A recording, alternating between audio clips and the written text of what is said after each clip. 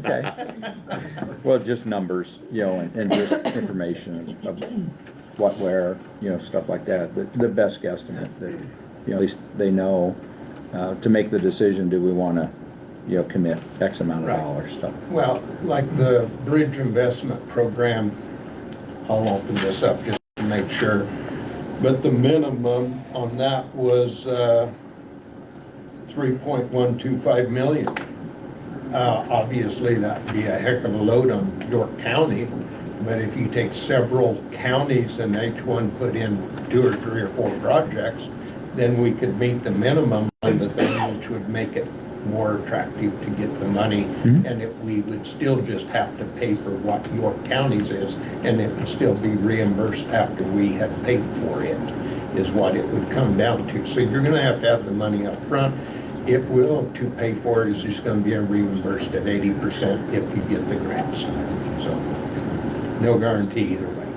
And for the foreseeable future, with the federal monies that York County is dealing with, we're going to have to be dealing with those single point audits anyway, so we just as well take full advantage of the fact that, of that, if it's there. I think it's a great idea. We just got to have a little bit more information. Yeah. Any other questions of Harv on this? I know Andy, you sat in it. Joe, you got any questions about anything? Okay, looking Thank you. forward to it. Thank you. Any other officials this morning? Morning, Nate. Morning. All right, Nathan Hines, County Zoning Administrator, is just asked to give an update to the board as to the comprehensive plan going on, Marvin Planning Consulting, and how that's going. We had a zoning meeting last night. Commissioners Gross and Bowman attended it, so hopefully they can fill in anything I missed. John Shepard from Marvin Planning is also in the back, so he may also be able to fill in anything. Each of you should have a copy. Either got it last night or should have it now. It looks like this is just a very rough draft of the first roughly 60 pages of the comprehensive plan currently for the county. It's a few chapters. I think Marvin said last night there's something like a dozen plus chapters ultimately will be in this comprehensive plan. This is not a publicly available document. It's just for the board to look at and see if there's any comments, changes you guys want to make as it progresses. But this is just kind of to show what they have been working on top of the solar that they've been working on as well for the county, as they've been tasked to assist with that as well. As far as moving forward with the comprehensive plan, the decision was made last night to have myself start to look around to set about 4 to 5, roughly in that realm, town hall meetings. Are looking for hopefully around the end of May for various, basically try to get the totality of the county involved to come to town hall meetings and give their inputs on what should happen to the comp plan, what they want as their input. Marvin will spearhead the whole thing. I just have to set the meetings up. And then they're also going to try to spearhead a postcard where I think the zoning board wanted to send it to pretty much every household in the county. We'll have to look in and see about the pricing on that, obviously, but that would have information for town halls, information for a survey that I think is 100 and some questions. That was also discussed last night that we're not really sure how it got out sooner than it was supposed to. It was supposed to have been approved by the zoning board. It got out. Keith fully admitted, I don't know where it came from. It falls on me. It's my fault. But that is already out there. But either way, that postcard would include information for that, the town hall meetings, just the ongoing process. And again, the hopeful plan is to have some meetings at the end of May. I think 1 or 2 in York. They're looking maybe Henderson, Benedict, McCool. I think were the 4 or 5 locations. And Waco, thank you. Yes, and hopefully Waco. So that's mostly what was discussed last night. It's just kind of an ongoing thing between every month we're gonna have a meeting. Marvin Planning should be there for each meeting just to update us. The next meeting was set April 21st here in this room at 5:30. So that's where they'll hopefully go more in depth about the postcard in the meetings. But that's mostly what was discussed, as well as just showing some of the progress they've made on the comprehensive plan. That's mostly what I got. Okay. Any questions?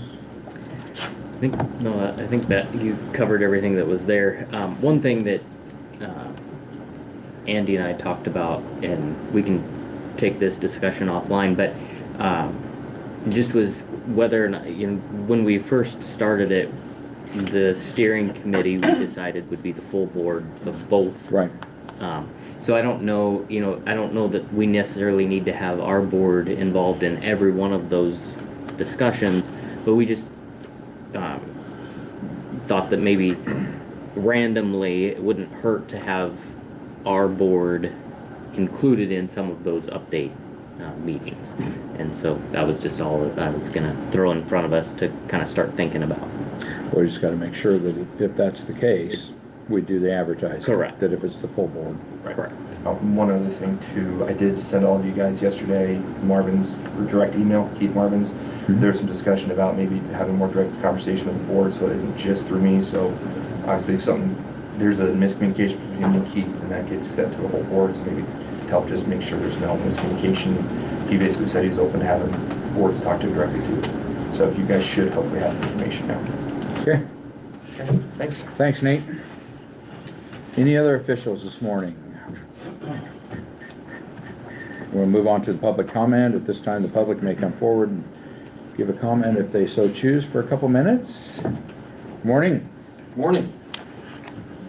Keel Geese, I'm here representing OPPD. My address is 110 Blaine Street in Rayne, Nebraska. I just wanted to start off by thanking you guys. I mean, we're here working, trying to achieve balanced regulations on the solar side that balance landowner rights while respecting community interests. I wanted to take one moment to just talk about how, like, these solar regulations are their own thing. During the Planning Commission, we kept hearing comparisons of solar farms to confined feeding operations. And just confined feeding operations produce odor, waste, and water quality concerns, whereas solar farms are quiet, don't generate emissions or waste, and allow for flexible land management, like including grazing and pollinator habitat. So I just don't see the equivalency. And while these regulations do apply countywide, it's important to acknowledge that all the participating landowners, we've got 21 of them signed up so far, have chosen this as the best option for their families and farms. And in conversations at their kitchen tables, we've heard firsthand why they want to participate. Many view it as a way to diversify their income in an industry that has rising input costs and extreme volatility with the market. And so they see that stable income as a way to keep the farm in their family's name. And others told stories about how their parents and grandparents gave direction to never sell the land, and they see this as a way to honor their legacy. So Lancaster County recently went through a CUP process with a solar facility, and during that CUP process they used that aspect of it, not the above and beyond the regulations, to address the site-specific concerns. And I think that was a really good way to address individual dwelling setbacks in particular, as well as visual screening requirements. Property line setbacks are going to be a big talking point for us. During design, we want to put out there that there's already a lot of space that's required for mobility around the inside and outside of the facility before you even reach the panels. And the panels themselves have no impact on the crop ground around there. So just looking forward to the discussion, maintaining rural character and land flexibility, and navigating this path for the best for your county. Thank you. Gail? Anybody else from the public at this time?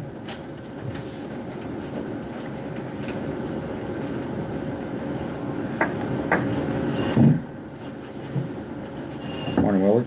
Morning, Willard Peterson, 514 Road 13. My address is York. I'm a proud resident of the Bradshaw area. And don't forget it. I won't let you.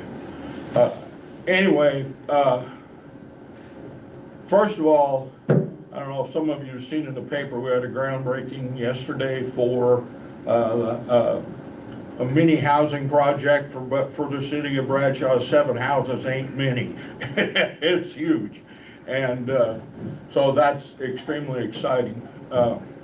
Now, to one of my comments at the last meeting, which Commissioner Bowman alluded to afterwards, that I'm not sure where I was going, but where either one of us were going, but it was the fact of, I think I was saying that with your consultant that you hired, that for some things, it seemed like you weren't real interested in listening to what he had to say or whatever. And then, I believe it was Commissioner Bowman mentioned the fact you didn't think you were getting the, getting the use out of them or whatever. And if I misquoted that, I'm to apologize, but that's kind of the gist of it. And something that was brought up earlier about the fact of, when you hired that consultant, I was under the impression you were hiring it for not just the solar project, but for the whole upcoming, I forget what you call it, the comprehensive plan. That's what I was assuming. And so I think it's important, and this comes from me spending many hours at the Lancaster County events, basically surrounding the solar, but to see how Lancaster County works as far as getting ready to do something or how they plan things and so forth. Now, I know York County's not that quote big of a county or whatever, but the idea is the same, is that you consult people. In the case of Lancaster County, they have people on staff all the time that do that. But counties like York or any other smaller counties, I think it would behoove them to use a planner and it's a consultant, and because they have some expertise.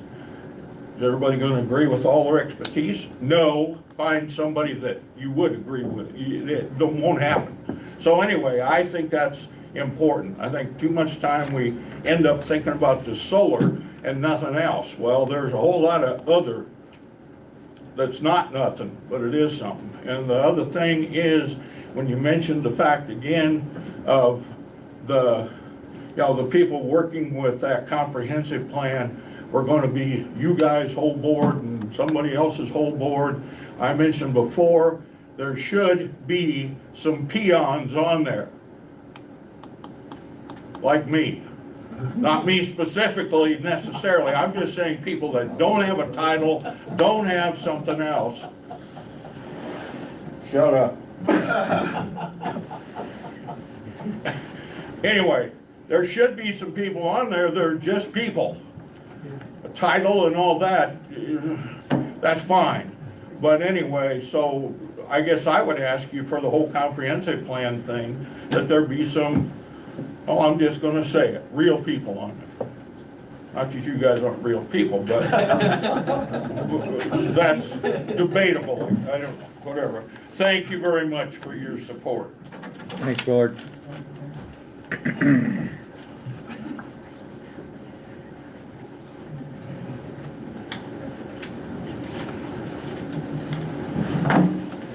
Morning, Jim. Morning. Jim Clutie, 1202 Road I. A couple of things. How are we coming with the railroad negotiations and the rough crossings? Jim, this is just public comment time. So just, there's no Q&A right now, just comments. If you got some Well, when am comments I to gonna make. get to talk? Because Harvey's already done. They're already putting up signs. Who's putting the signs up? I'm going back to Jim, this is public comment time. If you got some comments, then otherwise we can line up a time to have Oh, I don't a have Q&A. time. There is on my phone, there's signs being put up, Okay, rough crossings. okay. Okay. We'll, Now, back to the solar comment. okay, Guys, you want to remember, everything now is working. Don't screw it up. From the farming, to the alcohol, to the grain, to the cattle, to the feed, the whole works. Tallgrass just spent a bunch of money doing this thing. So don't screw it up. okay, Comment. I okay, want to know about the railroad, okay. okay? All right, thanks, Jim. Anybody else from the public this morning? Are you putting up the signs or are you doing it? You're doing it? We'll do another quick one and then we'll have to the public hearing at 9. Morning, Gene. Morning. Gene Jackson, Hayes Township. Just wanted to point out here some things that were just stated that they wouldn't have any effect on property, putting solar panels next to other people's property lines. Another thing is, he says 21 people have signed up. This is, rules are gonna affect the whole county. It's not just Hayes Township. 21 people can do whatever they want to in this county. Thank you. Thank you, Gene. At this time, we are at 9 o'clock. If we're not going to stop the public comment, if more people want to come forward, they can after. We do have a public hearing held at 9 o'clock for blended distilling for a beer on sale only, a Class A liquor license. Derek, if you want to come forward and just explain a little bit about it, and then we'll have the public comment time, and then discuss an act on it. So go ahead, name and address, Derek, please. Derek Keller, 1418 Road Inn, York, Nebraska. Owner of Blended Distilling, LLC.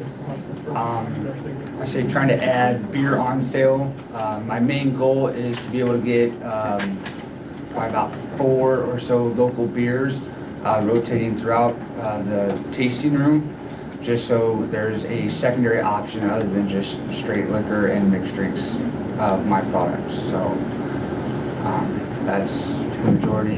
If I have concerts and stuff like that, I might bring in a couple domestic beers, but that's not, I don't want to be a bar. I just want to have a secondary option there. So. Okay. Okay, so at this time, before we get to any questions we may have for you, once again, it is public hearing. Anybody can come forward if they wish to at this time to speak for or against this application for liquor license.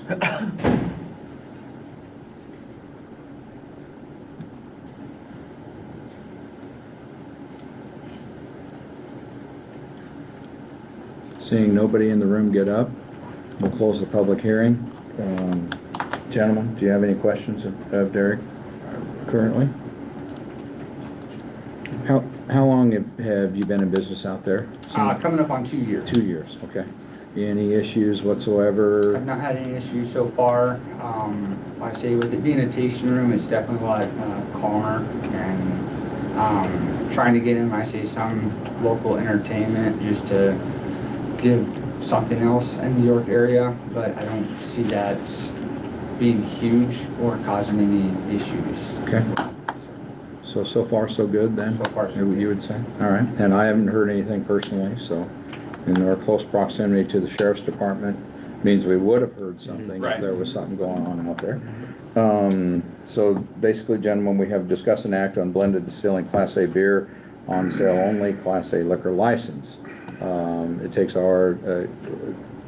us to go to the Liquor Commission, and then the Liquor Commission will make the decision after that. So, what's your preference? Move to approve the Class A beer on sale only liquor license. Thank you. I'll second. Thank you. Any other discussion? Roll call, please. Bowman, Yes. Groves, Yes. Burgess, Yes. Obermeyer. Yes. Good luck. Thank you very much. Have a wonderful Appreciate day, it. Derek. Thanks for coming in. Absolutely. Okay, we will jump back to the public comment. Is there anybody else from the public that would like to come forward at this point in time?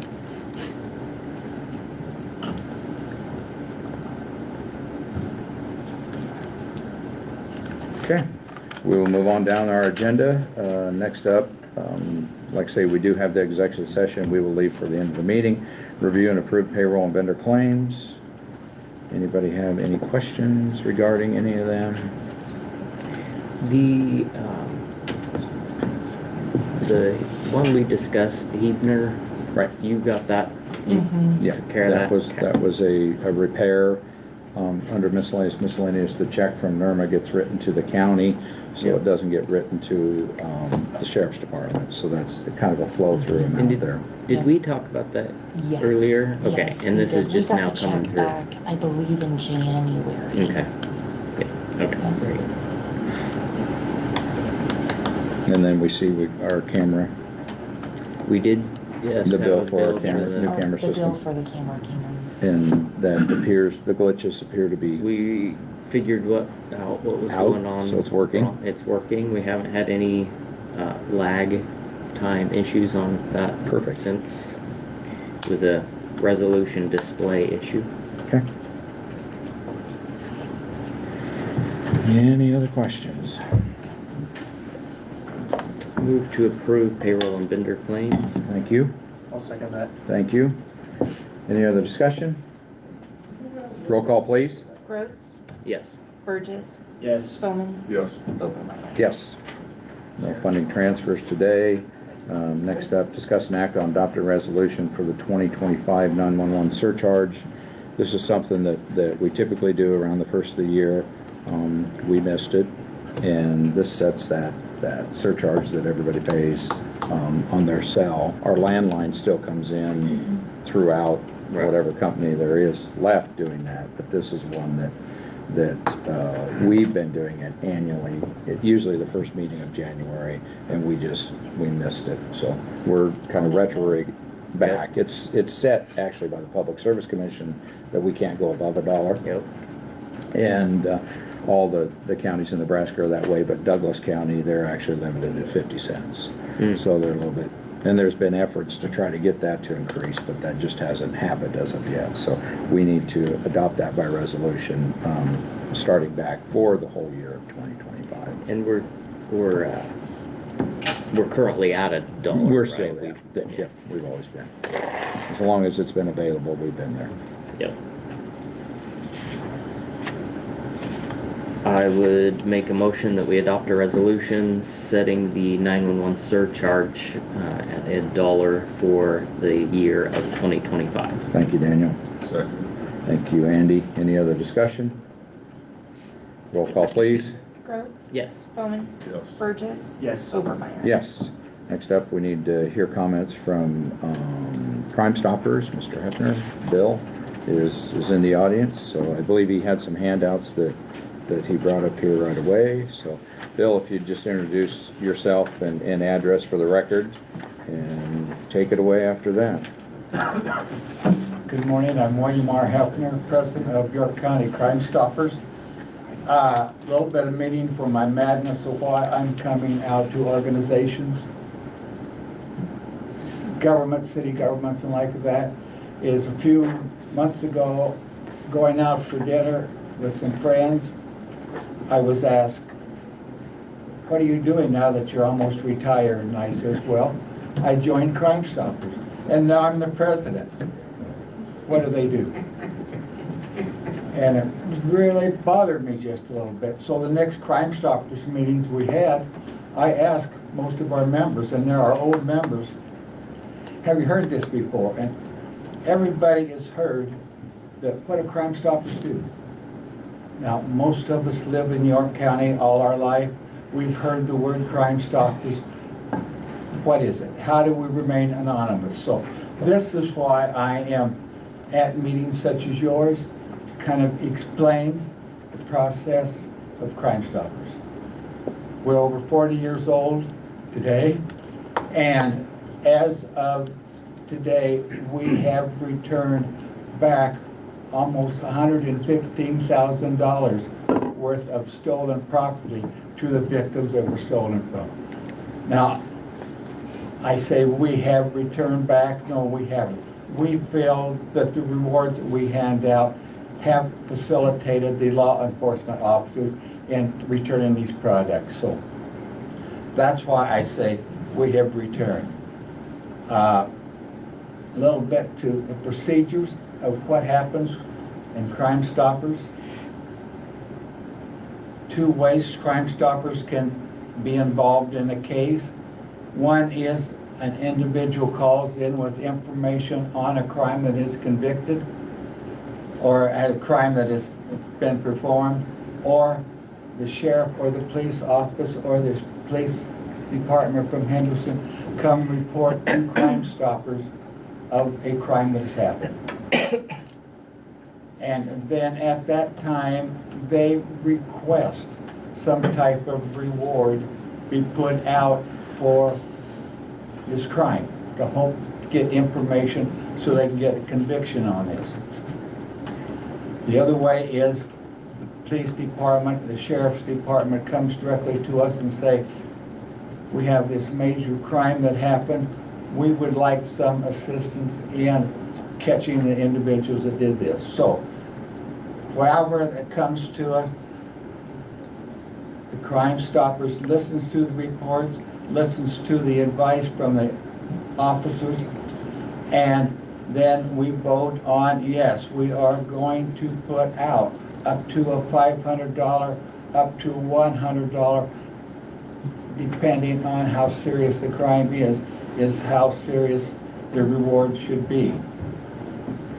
If a caller calls in with a tip, with information on this, they are presented with a number, a Crime Stoppers number that is attached to the case.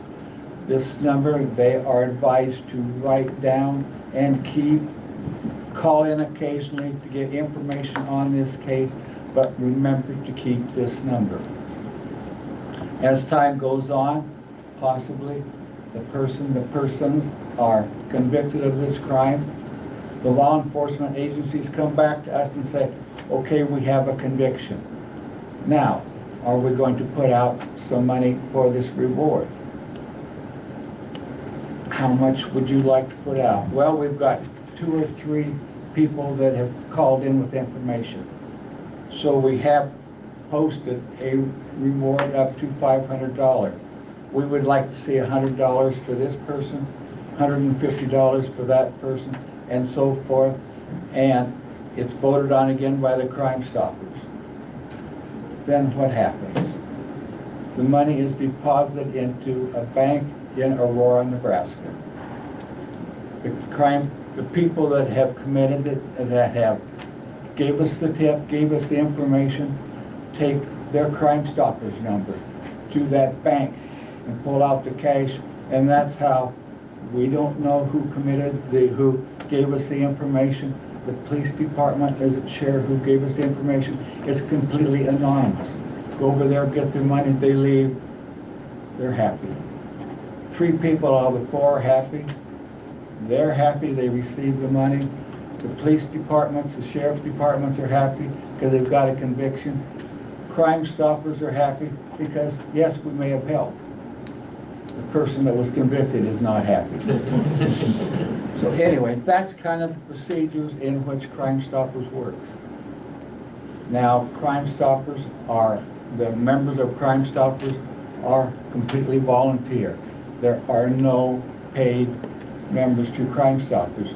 All the money that we've collected through donations and gifts stays in there. It doesn't go out except for the telephone bill, little postage, and things like that. We do advertise Crime Stoppers in the local athletic programs. Most of that Crime Stoppers advertisement is paid by some of our members' businesses. They instead of donating to Crime Stoppers every year, they pay for the ads going into the school activities. So it still keeps most of the money that we get in donations and gifts in the account of Crime Stoppers. One other last thing, we have 26 members in our list of members for Crime Stoppers. We have 10 members that are active. We would like to see more active members come into Crime Stoppers. The more people you get, the more ideas you get, the more areas you get to cover when you have a reward going out. We have run into a little bit of a problem. I think now the coroner has changed and that problem has been resolved. Right now we have $1,500 in rewards money for Crime Stoppers. Does anybody know what those crimes are? No. Our problem was getting the information out to everybody else. We have the newspaper now that is supporting us. We have Melanie over here that's supporting us. The radio station has come out with some PSAs, public service announcements. Crime Stoppers have a Facebook page. The county sheriffs have a Facebook page. The York PD has a Facebook page. These are the elements that we're using to get this information out there. By the way, there's a $500 reward for the theft at Clutie's over by Bradshaw.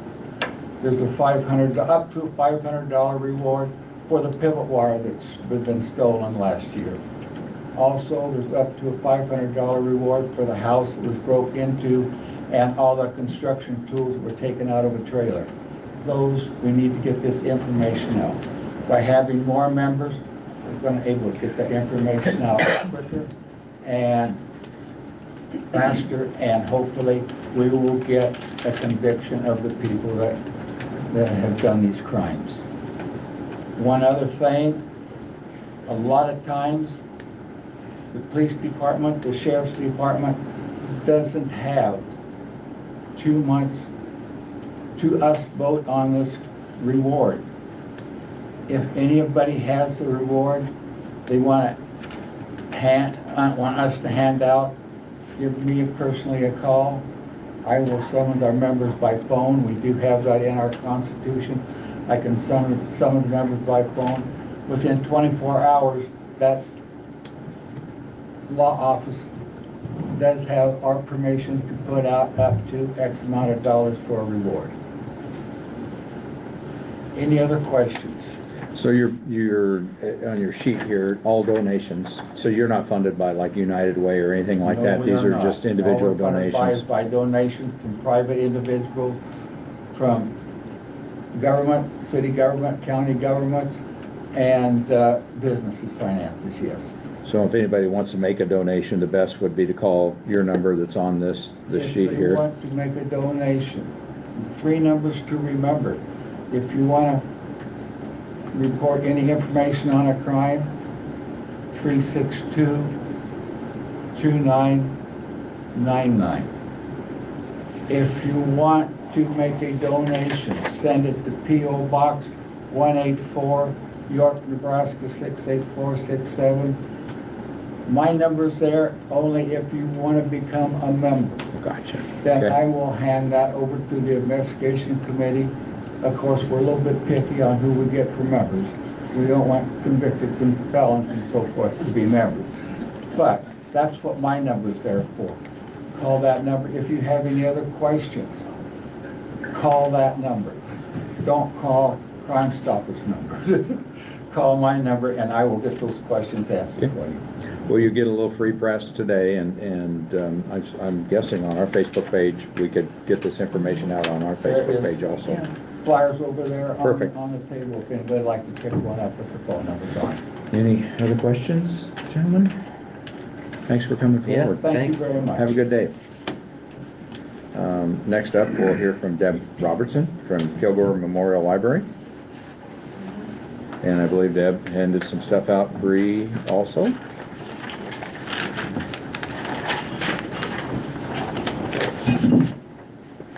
And you have a guest with you too? Yes, I do. Okay. So, the library has a lot going on, as most of you probably are aware. I'm gonna make you tell us who you are. Oh, I'm And I'm so gonna make sorry. you tell who I'm your so guest is too. Okay.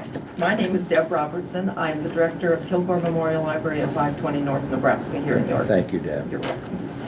And then I'm Quentin Corwin, and I'm the new makerspace coordinator at the library, 827 East 7th Street. Thank you.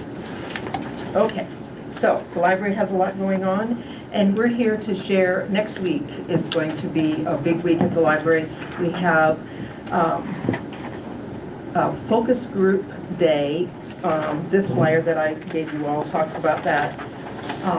The library right now has so much going on, and people ask me, what do I need? And, you know, I say it's not my library, it's the community's library. So we're going to spend a day asking the community to share with us what needs they see that they could use as a family, as a business owner, as an agency that, you know, may need have some space needs or whatever that they see the library could help them with.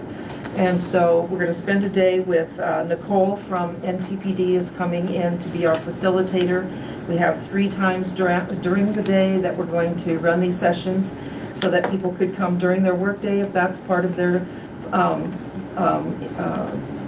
role in their business, or they could come in their lunch hour, or they can come at 6 p.m. after hours at most businesses. So we're just hopeful to get a nice list of what the community sees as needs that then review afterward and see what the library might develop as a new service that would meet some need that the community identifies for us.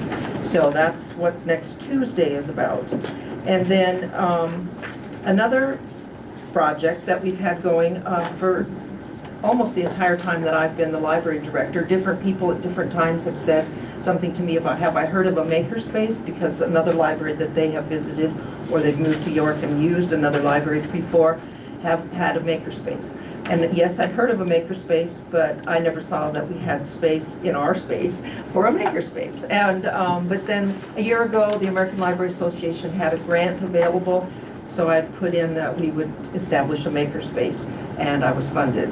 And so here we are, and Quentin has been hired as our coordinator, and so I'd like him to talk just a little bit about what he has going next week.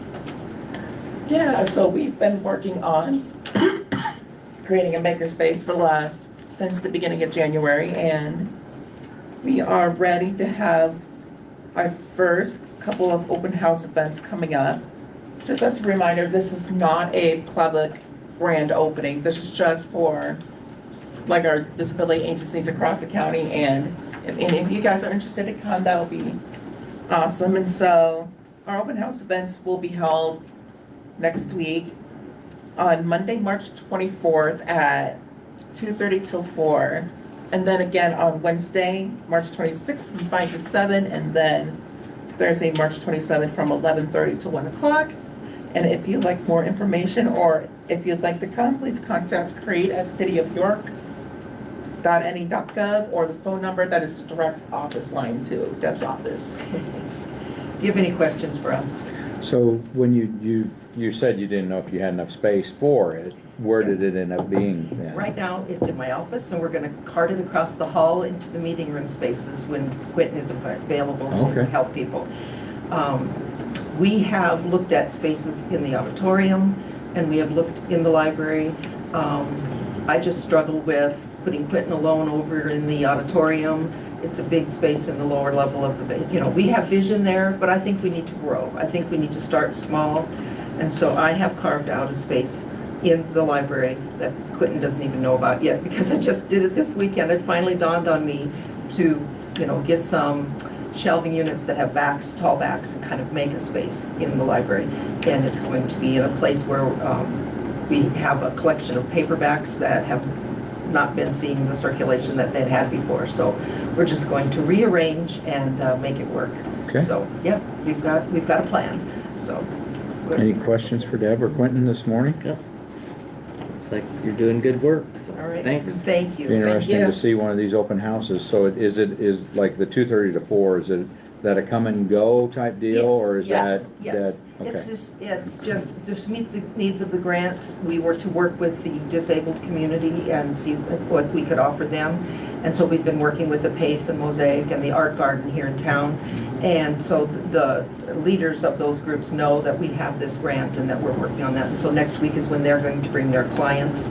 And we have some tumblers and mugs and canvas bags and bookmarks ready for them to make something and take it home with them, just Okay. as a first experience. Mhm. We're planning an open house for the public in a few months, there's a few pieces of equipment that haven't come yet, and we don't have the space carved out in the library yet. So once we're ready for the public, then we'll do another Okay. big grand opening. So we're just getting started small, but we wanted you guys to know that there is a new service in York, and we're excited about it, so. Perfect. Okay. Okay? Well, thanks for coming today. Thank you. You bet.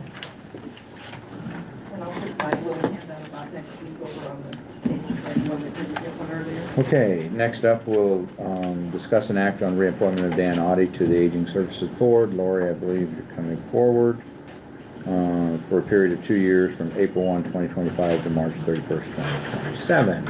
Good morning, Good Lori morning. Byers with York County Aging Services and York County Public Transportation.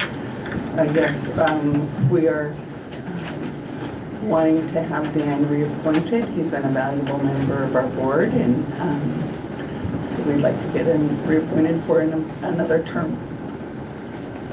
I assume Dan's wanting to be reappointed also. From what I understand. Okay. All right. And the terms are there, so, if we have somebody willing to do it, it sounds like a good idea to me.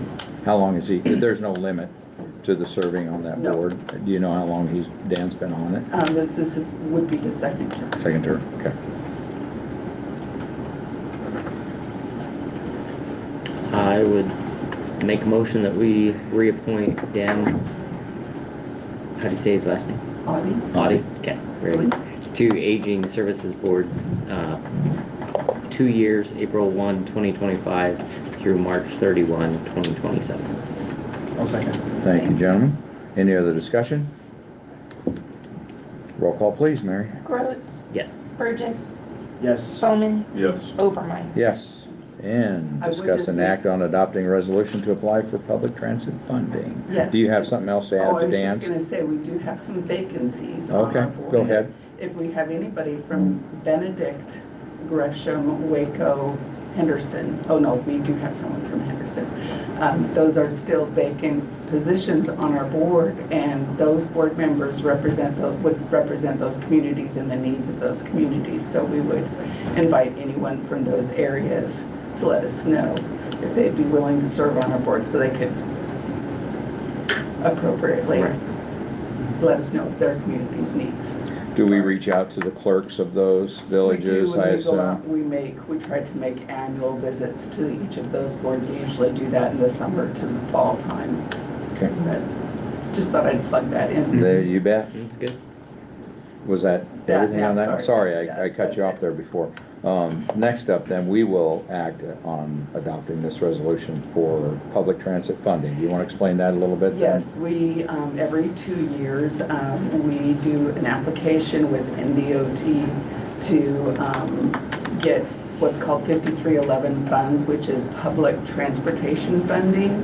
And so it's that time of year where we need to have a public meeting, but we need to first say we're going to apply for them by resolution, and then in 2 weeks, we would have a public meeting for the public to provide comment, and then we would be able to submit our application for funding for the next 2 fiscal years. And so right now, we just want to basically through resolution say that the county is going to apply for funds. Okay. And then is it tentatively planned, or is the public hearing will be April 1st? It's tentatively being planned for the next one, because we have to get the word out into the newspaper 2 times in that time period, and then that we hold the public hearing, not public hearing, public meeting. Because Okay. we don't foresee asking for any changes to our fares or to our routes, so it would not be a hearing, it's just a meeting for comment. Okay. Gentlemen, Move to adopt resolution to apply for public transit funding. thank you, Andy. Second. Thank you, Joe. Any other discussion? Roll call, please.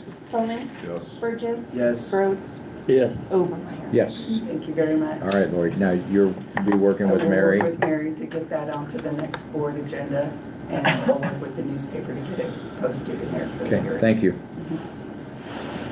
Okay. I believe I haven't missed anything. We have 2 pieces yet, so we will go ahead and start with discuss zoning. We knew that we talked about this the last time, that Leroy was not going to be here, so that's why we didn't put it on there is discuss and act. I did take a couple minutes, more than that, of this last weekend, because I had to go back in thinking, and I wanted to start off this to kind of backtrack to where we've been, and how much has changed since we started April 12th of 2022 with our first meeting that we held with the zoning and board of commissioners together. And bear with me as I go through this, because like I say, there's been quite a little change, but I think it's good for us to hear where we've been, at least where the staffing of this office has been. So at that first original meeting in April, I'll use first names. Hopefully everybody remembers who they were. They haven't been gone that long. But Bill, Jack, Kurt, Daniel, and Randy attended that meeting.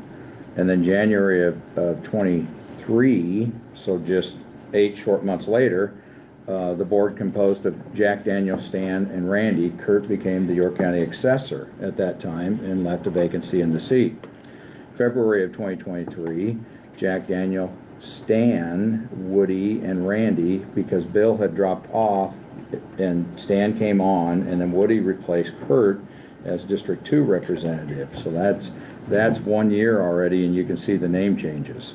December of that year, unfortunately, Woody passed away, so it was back down to Jack, Daniel, Stan, and Randy. And then February, Leroy came on to take his place. We had Jack, Daniel, Stan, Leroy, and Randy. Unfortunately, in March of that year, towards the end of March, I believe it was, Stan passed away, back down to Jack, Daniel, Leroy, and Randy. And then May of 2024, Andy joined us, Jack, Daniel, Leroy, Andy, and Randy. And then January 2025, we changed yet again, and as we sit now, Daniel, Leroy, Andy, Joe, and Randy. So as you can see, I mean, there's just a lot has happened, and I know I've had some questions asked me, why is it taking so long? This isn't an excuse, this is just part of the process. Zoning administrator started off with Joe Seldy, went to Chris Johnson, and then Nate Hines is our current one. And then the zoning board, as of that meeting, was Roger Morris, Gary Everly, Rod Matlock, Aaron Caban. And if anybody showed up to the meeting last night, there would only been one name that was there originally, which was Aaron Caban, because now it currently is Aaron Caban, Carl Heine, Chad Hirschfeld, Jason Perdue, and Luke Gruber. So it has really been an interesting ride, but I think it's time for this ride to get to the end and for us to some way work through if there is any disagreements on what we had kind of decided on, voted on last year, and then after we put Marvin Consultants on, decided to send it back to the zoning board, and then the zoning board, as of last month, sent it back to us unchanged. So with that mouthful being said, here we are, and I'll open it up for discussion among the board members. Obviously, we had what is current sent to you. We have the recommendations from Marvin Consultant sent to you, and then there was kind of a template sent to you also. So where do we want to go? I know that next time we'll have Leroy back, and we'll probably allow Leroy some time to talk to, and maybe as a group, more. But like I say, it's time to kind of get things done. Well, I guess where I'm at on this is that I tend to think the current ones that we're at right now are not exactly where I would want them to be. I got a map in front of me that's got basically with the current regulations, it's just all red over the proposed K-junction project, and I don't think that's the purpose of the zoning regulations that we should be striving towards. I think we should be trying to address concerns with them while also not trying to, get in the way of what people want to do with their land at the same time. Heard in public comment about letting 21 people, I guess, do whatever they want, and I would say on their land, I would want to tend towards doing, what they choose to do with it. I would agree with wanting to let them do what they have chosen to do with it. So I guess that's where I'm at on this. I think there's some specific changes I would like to make that we could go over in this meeting maybe, but one of those things would be, I think the half-mile setbacks are, I don't know if I've seen a good reason for that, so. Okay. That's where I'm at the current moment. Do you have any, Joe, that have you thought about any distance that? Well, as far as I'm concerned, I've been looking through and everything else, and between class 3 and class 4 there, I'm not exactly sure what the huge difference is that makes it go from 330 to half a mile. I'm not quite sure. It's big, like you're covering more land with solar panels, but I'm not exactly sure why you'd need bigger setbacks for that, is where I'm at with that. So I guess one of my things that I would like to change is to honestly just, and this was on the recommendation from our consultant as well, was to consolidate 3 and 4 into one class, and then just keep the 330-foot setbacks for all of those. Because I'm not exactly sure what that more area covered and whatever else adds to the, I guess, effect that the solar panels would have on the surrounding area, that would make it need to be such a huge jump in setbacks there. Okay, So that would be my suggestion as a probably the main change I would want to make. And then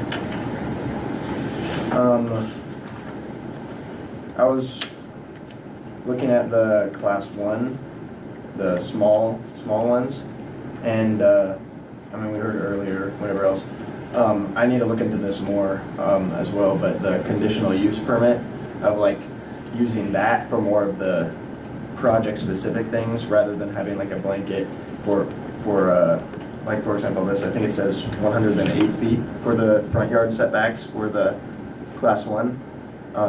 I mean, that makes sense to me, I guess. It's like, I don't know why we need to have it so far back for someone wanting to set up some solar panels, especially when I'm not exactly how, like if you're putting them on your roof or whatever, then I don't know how exactly far back houses have to be, but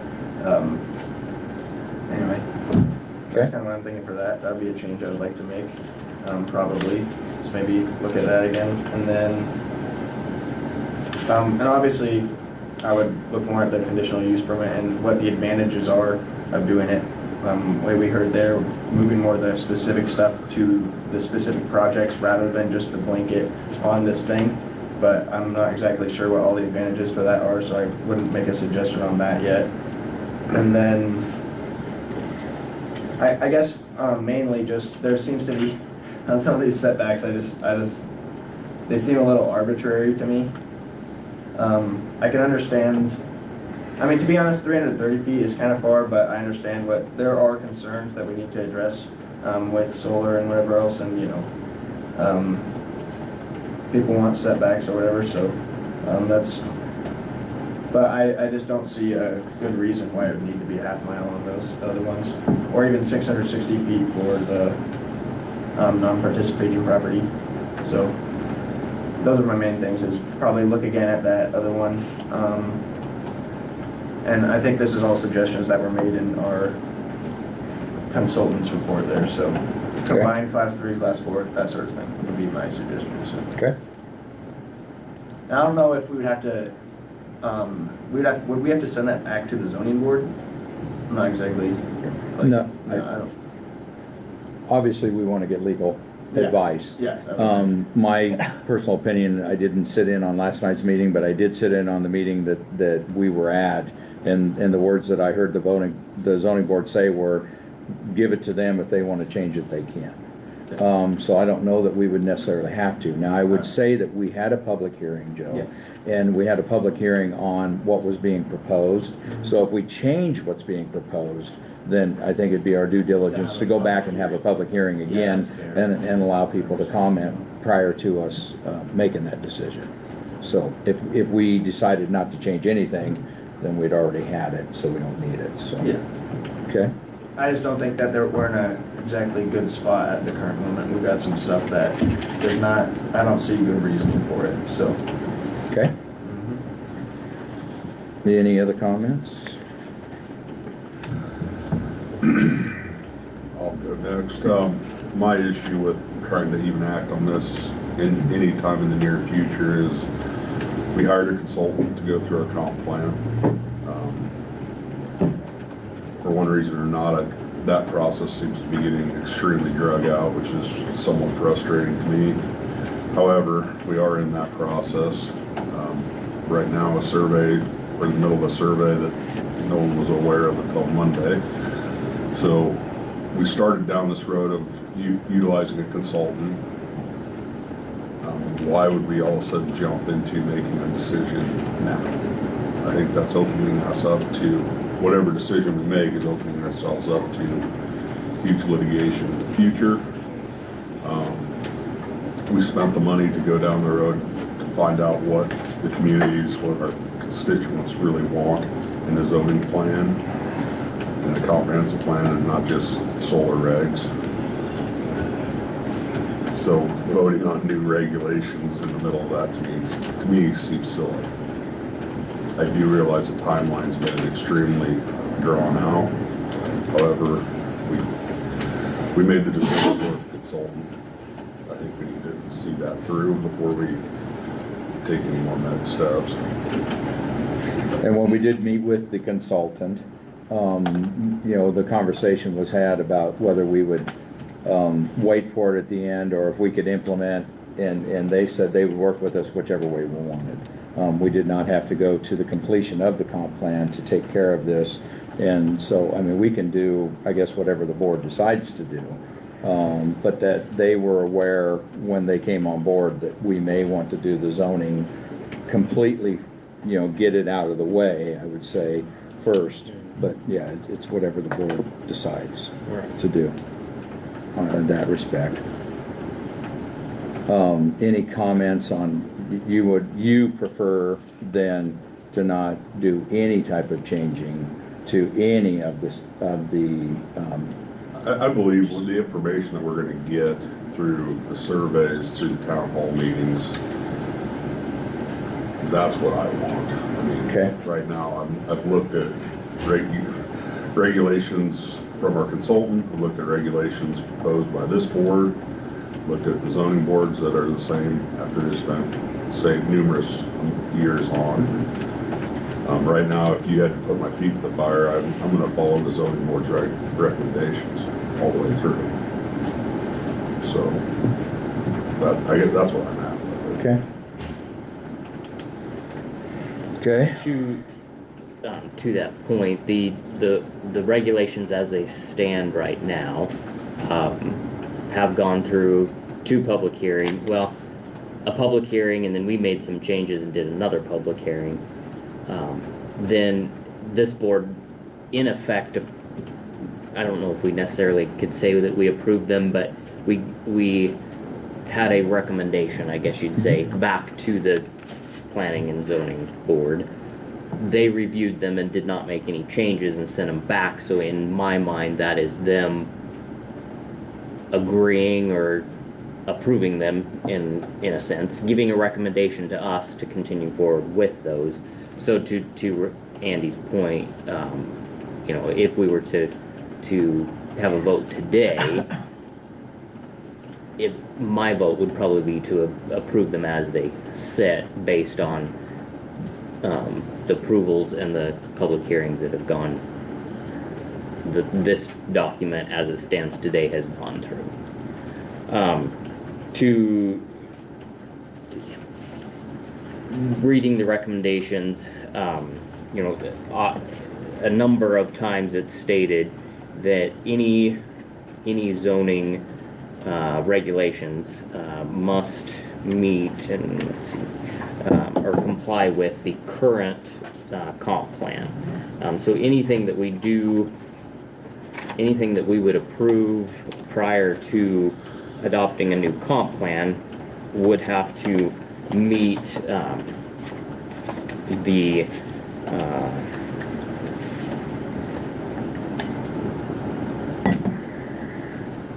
fall into compliance with the comp plan that we currently have in place. I think that what we have proposed does. Let's see. I know I circled it somewhere in my notes last night. No, I can't find them, but there was verbiage that I liked from Marvin Planning on what they had, their explanation of how that should tie back to the current comp plan.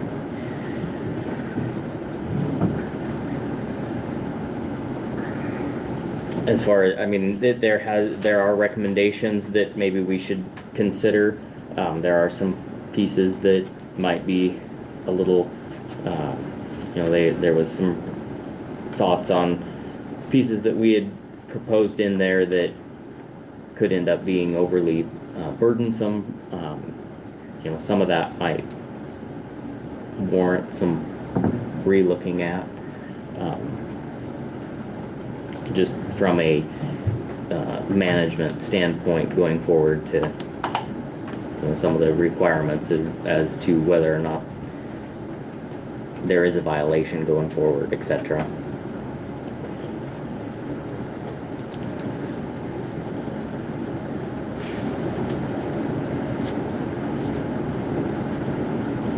Okay.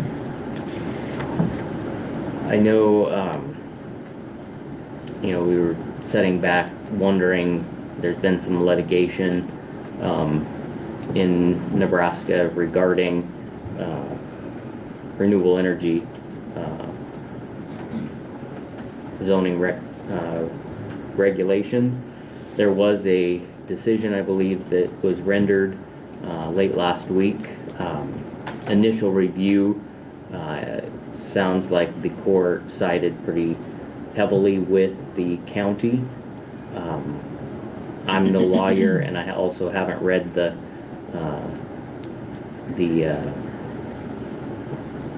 opinion that was rendered, but from everything that the articles that have been wrote, again, probably not by lawyers, but have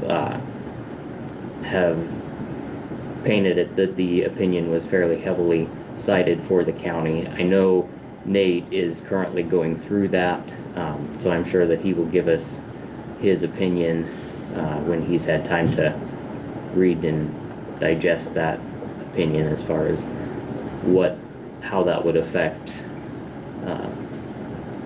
any renewable energy regulations that we would put in place here. I'm sure it's a document that's getting well read across the state of Nebraska. No doubt about it, because remind everybody, after we had our litigation with our county attorney at the time, and it was obvious that we won the suit, there was a county just south of us that called a meeting right away and took advantage of the lawsuit that we helped fund and take place. So, kind of where you stand right now, kind of, sort of. Well, I'll finish up just a little bit on mine, and that's why we wanted to get it out here and talk about it. Recommendations are what they are. It's still the five of us that sit up here, voted by the people to make the decision. That we have Marvin's consultant, with John sitting back there, gives us a recommendation. We have county attorney that gives us recommendation, and sometimes I'm sure they roll their eyes when we don't listen to their recommendation. It does happen, and the zoning board gives us a recommendation. And, we've heard the comments that say, well, why would anybody want to serve on it? Well, I visited with the zoning board, and they seem to be happy to serve this county in that nature, full well knowing that we can change their recommendations. That does give us authority. It doesn't mean we have to follow them by every word. I am on the record as last year when we did vote to send some stuff to them, that I disagreed with the setbacks at that time. I continue to disagree with them. I take it the side from property owners' rights.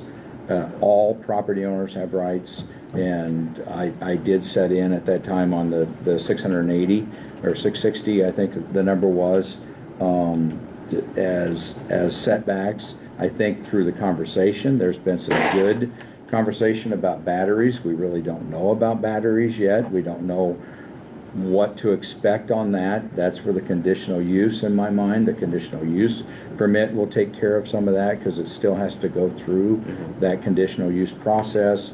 As we want to bring up other counties, obviously, like Lancaster County, had setbacks, and then they came in with conditional use that said, well, they could not only be 100 feet, it had to be 400 feet, all the parts had to be American-made, so we do have that power yet on the backside with the conditional use.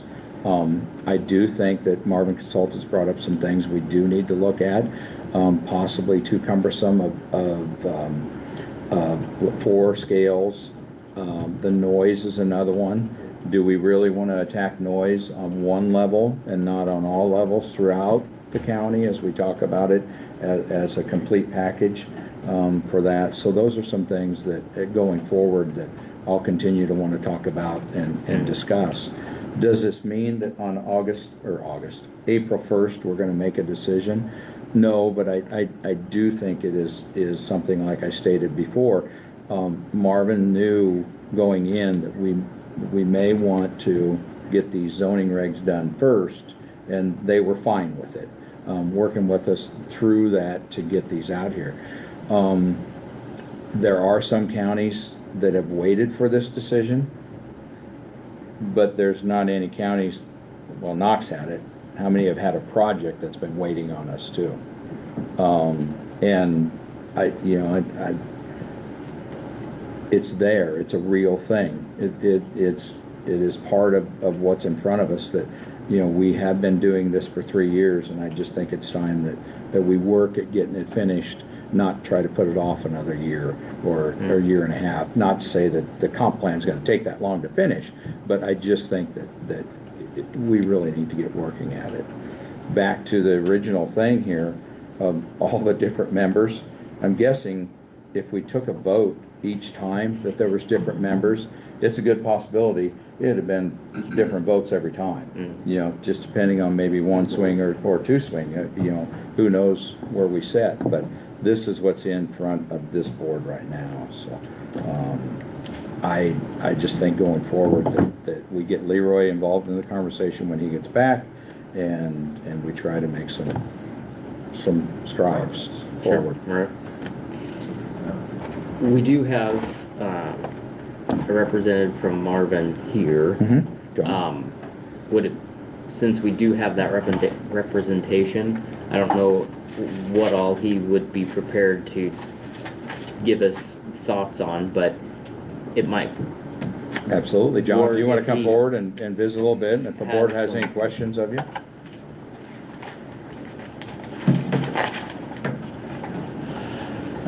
Good morning, John Shepard, Senior Planner with Marvin Planning Consultants. I think I was here about 12 hours ago. Yeah, I heard that.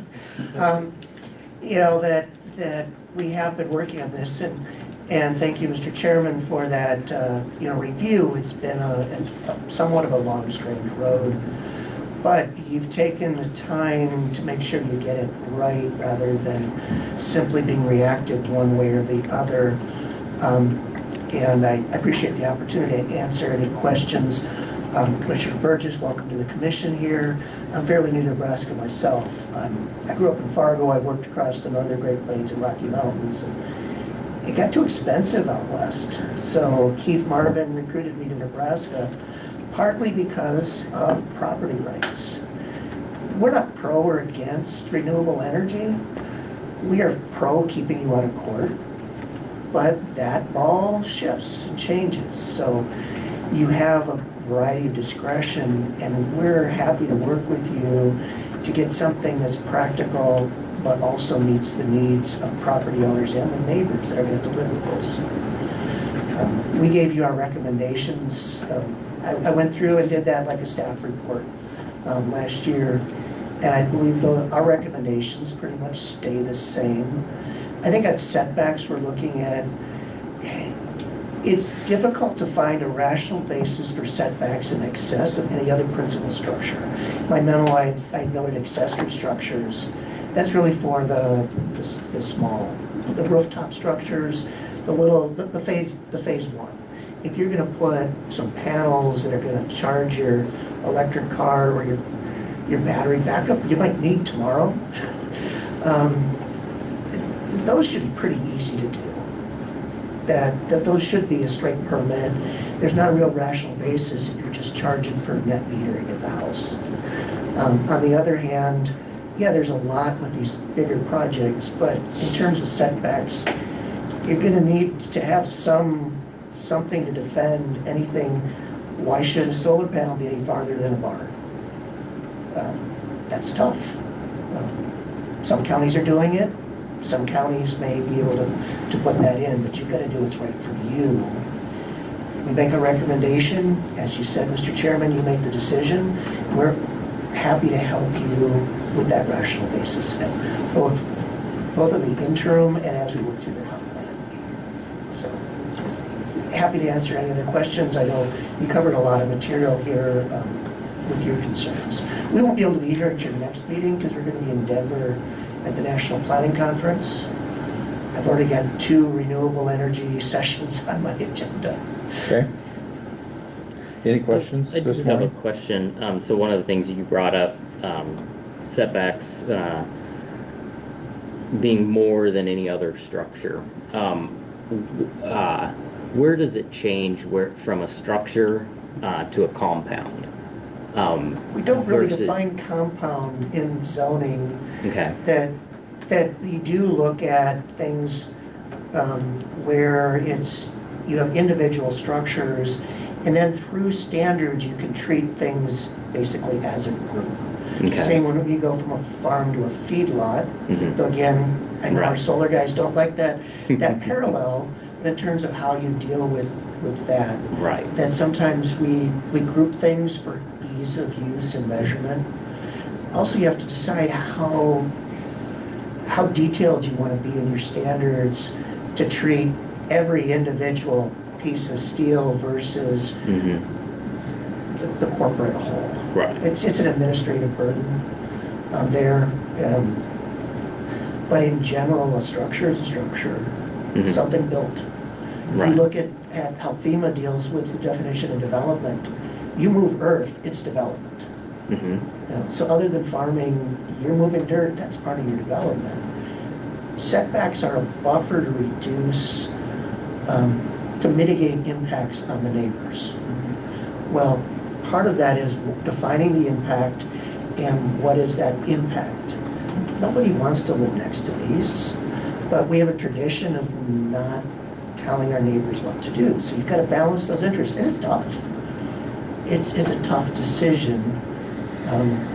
I think it's completely fair to treat these as a use with impacts. Mhm. We have to look at can we mitigate those impacts? Some of that's through your standards, some of that's through your conditional use process. And we're starting, solar's pretty new in Nebraska. We're just learning how to do this, but the industry's changing quickly. The other thing about this whole process, it's not gonna go away. Wind, solar, batteries, as long as we're building more data centers, as long as we're building industry, we need more electricity, and maybe eventually we'll get, small nuclear, that'd be really cool. But in the interim, we can't build gas-fired plants quick enough. They're gonna keep doing wind and solar. So how do we accommodate that and still preserve the property rights for the neighbors as well? It's tough, but, so we won't be able to be here next week, but Keith talks to Nathan, and if we need to get together and do a work session and try to work through the proposal to respond to some of your newer concerns, Joe's concerns, Daniel's concerns, Andy will get those town hall meetings going. That survey, we've already got 60 responses to the comprehensive plan survey. I've had counties, I don't get that many through the whole project. So somebody knows about it and it's out there, but we're going to continue to work at how do we get out there and get the feedback. So we're willing to do some work sessions on this problem in particular, or you tell Nathan what you want and then we'll help edit it. It's whatever works best for you. Okay. Any questions of John while we have him here today? I got answered last night. Okay. So, well, thank you again, and actually coming here got me out of another more contentious meeting. So. Okay. Well, they haven't been horrible here. That, as we've heard from some of our neighbors across the state, they can get No, well, a little bit that way. you've got a growth problem here. The latest census estimates show that you're actually gaining population, which is the I-80 corridor has that problem. That you're an attractive location, Seward, York, out to Grand Island, you're attracting jobs, you're attracting population, and that It's a whole different realm of questions than we get in the counties that are not attracting and keeping population. So it's a good problem to have. Okay, So, thanks, John. thank you. Unless Appreciate there's your any time. other questions. Do we have any, Jan? So, Joe? Okay. Okay. Any other comments that anybody would want to make at this particular time? Do some more reading, come back at it. There's plenty, and obviously with the email, I believe that was supplied, and I'm guessing that John can be reached by phone, also if there's any questions that we have to bounce stuff back and forth. Okay, then we are down to the end of our meeting. We do have discuss and act on letter of support for York County broadband projects. That is something that I would like to go into executive session about, is how we're going to handle some of these, and then we'll have committee reports also. So go ahead. I was just gonna say, do you wanna do committee reports now? I think that'd be fine. If you want to start, you probably got a bunch to report on, don't you? Let's do it. Okay. So last week, YCDC met the executive board on Thursday, and then Thursday night, the annual meeting of the stakeholders was held as well at the country club. So it was a nice evening. New executive and board members were elected. Jane Jensen was our president this last year. She will now move into the role of past president, and Tammy Batt from Corteva will take over as president of that organization. There was also, so every year they do they call Impact Awards. So they let out announced three of those awards. These are nominated by peers or other people in the community. So Anthony Jacobson, Stephanie Metzner, and Shannon, I'm going to say the name wrong, Leinen. Leinen. There you go. Yes. So they were recognized during that meeting. We had a few quick conversations regarding the county's .com email. So this has been a ongoing discussion. We did get migrated over to the .gov. I think everybody in the county has access to some sort of .gov email address, and for the past 10-12 months have been somewhat monitoring too with the .com. So we worked with our IT support and Josh to the .com now is moved over so that we can alias that in anything that comes into that. If somebody inadvertently puts .com on an email address, it will just automatically show up in the .gov email box, and we can shut down the .com server. So we can, within the month, that server will go away. It'll be repurposed for other use within the county, and we can no longer have to monitor those multiple email boxes. Attended a couple of so last meeting we approved the employee handbook. So then there was, I believe, 3 meetings, one out at the roads department and 2 down here in the courthouse for the employees to hear about the changes, review the changes. Everybody got a copy of the handbook through their department head or elected official, and so those meetings were good. There was some discussion on why we approved some certain things, so some of those discussions can be had on the back end and may possibly come in front of the board. And then, let's see, attended the planning and zoning meeting last night regarding the comp plan. So there was good discussion there. It was already brought up that there was some discussion on the miscommunication, or however we want to characterize the way the survey went out. But I think that was all worked through. Marvin Planning is going to be providing the Planning and Zoning Board, and I think we could have access to it as well, a listing of all the questions that are on that survey so that we can at least look at them. I did ask, if there was, because the biggest thing was there was members of the board, of the planning board, that felt they would wish they had had better input on what those questions were and how they were worded. So if there is strong feelings once the board has those questions, it's not completely impossible to modify those if we feel that it warrants going through those steps. And then we heard about the town halls, those targeting towards the end of May.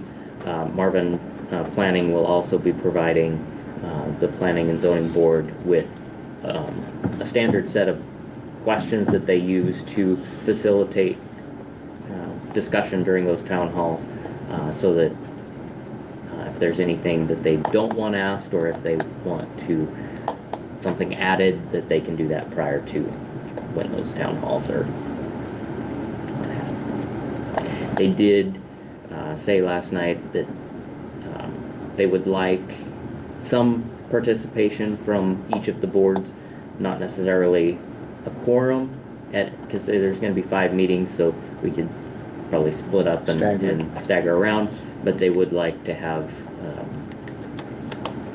involvement from both boards at those town halls. Got everything? I'll be done. All right.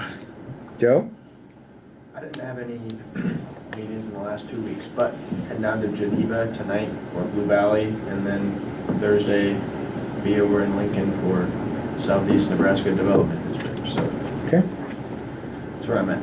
Thank you. Andy? Last Friday, I believe, met with Chad Engel from NERMA. He's their lead county safety representative. So as it turns out, I thought we were just meeting to go as kind of a meet and greet. And we went over as a new safety committee member for the county. I got audited. So since we haven't had a meeting, it wasn't horrible, but it wasn't the best. So went through all NERMA's recommendations for safety protocols, all the way from roads to HR stuff. So really good hour met with him.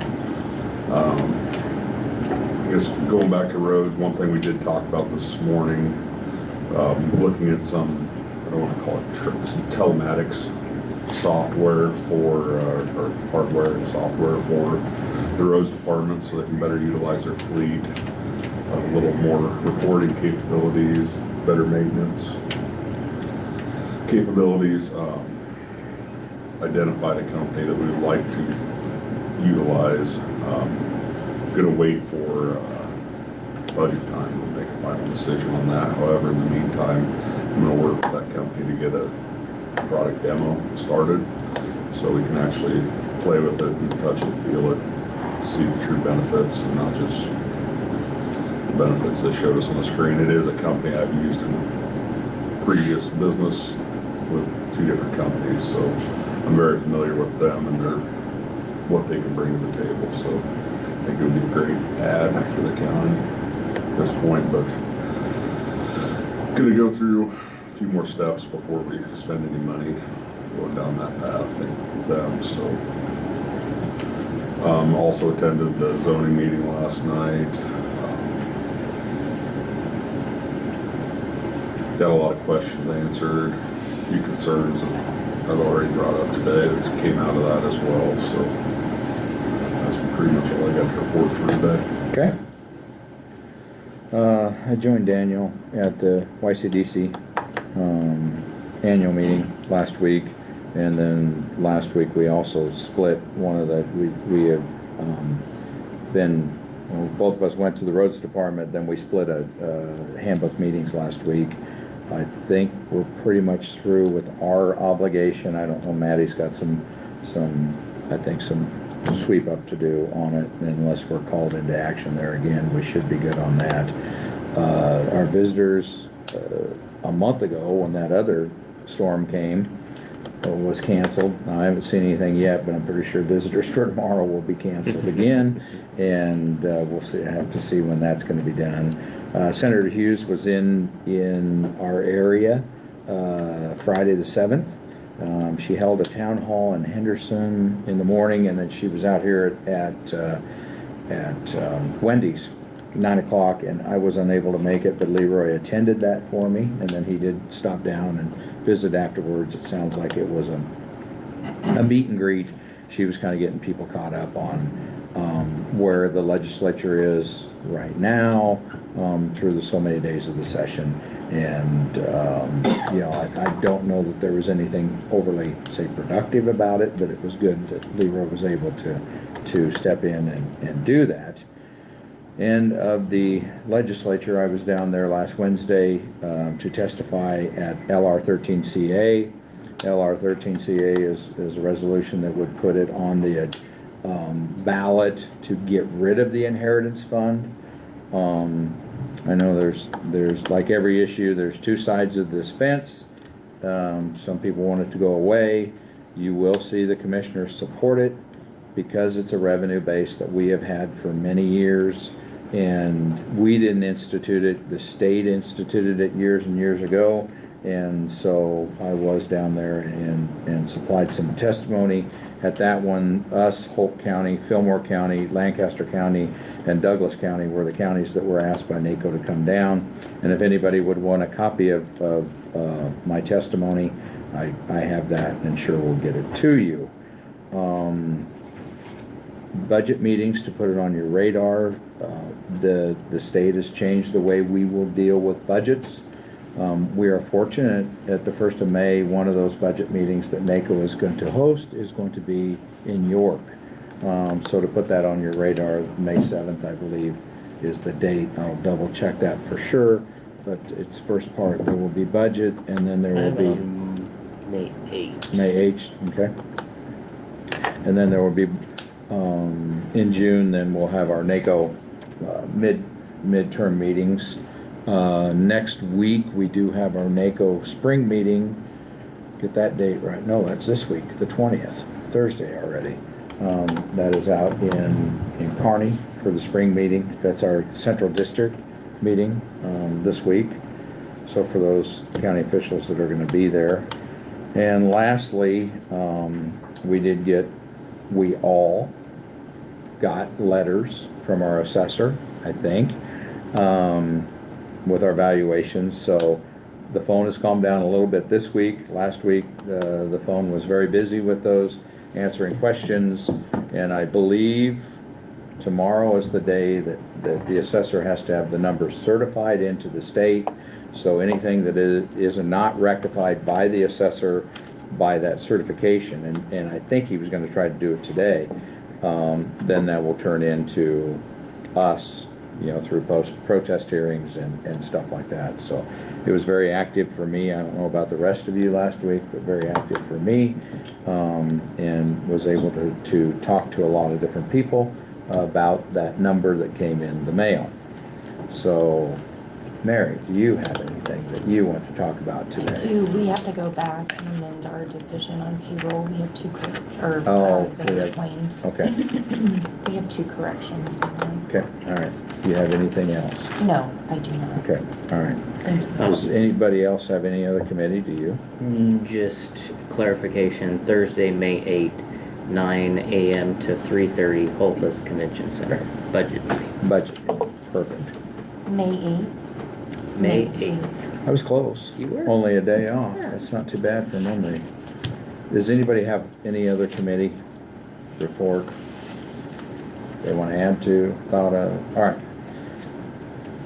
Mary, in the vendor claims, Yes, so this one we need to change the address from Department of Corrections to the Nebraska State Patrol. Okay, Then- and that is a claim for, It is a claim for licenses for the Sheriff's Department or for the jail. okay, and that is a dollar amount. That claim was $939.50, and that is out of corrections then? Correct. Okay, so that's just a name change. Just a vendor name change. Okay, all right. And then this one is a coding, Mindy from 911. Mindy couldn't find the receipt, so she paid the treasurer and put the money in general miscellaneous.